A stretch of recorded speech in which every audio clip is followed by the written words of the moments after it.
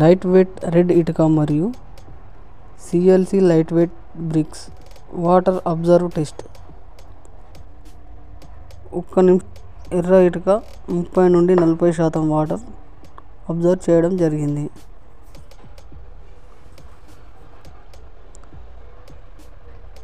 CLC ఇటుక 1% కూడా observe చేయలేదు. కాబట్టి ఎర్ర ఇటుక వాడడం వల్ల ఇంటి పిల్లర్స్పై లోడ్ ఎక్కువ పడుతుంది. అంతేకాకుండా ఎర్ర ఇటుక వాడడం వల్ల గోడలు వర్షానికి తేమ తీసుకుని బరువు ఎక్కువ అయి గోడలు క్రాక్స్ వస్తాయి. సిఎల్సి ఇటుకలు వాడడం వల్ల ఇలాంటి ఏ ప్రాబ్లం ఉండదు.